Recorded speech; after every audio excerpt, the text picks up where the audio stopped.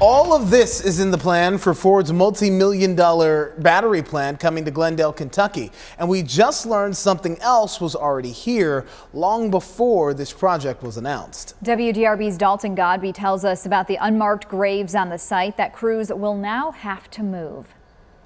Back in 2003, 3 people were found buried on this property, which is soon to be Ford's BlueOval battery plant.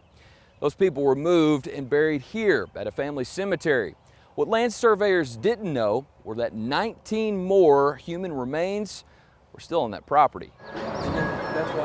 On the edge of Ford BlueOval's 1,500-acre lot in Glendale, put something in I thought I'd never see, in my lifetime, sits Delbert Best's land and his family's cemetery. Well, I knew something sooner or later was going to come in, it was just a matter of time.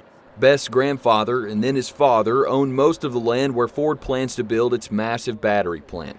In fact, in 2003, after the county had purchased the land, his grandfather and grandmother and a child's graves had to be moved from there to here. But they weren't the only ones buried there.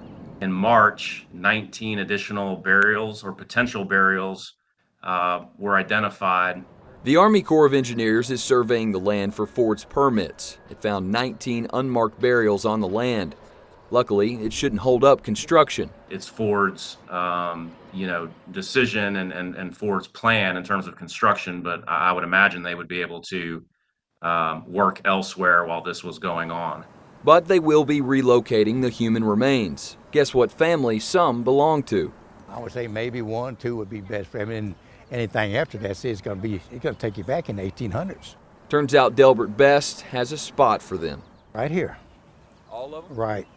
All 19? All 19. And he says they'll be moved here soon, together again. I volunteered to move them up on my property. Okay. There was a family cemetery back there, and since my grandfather was there with them, so why not put them back together again?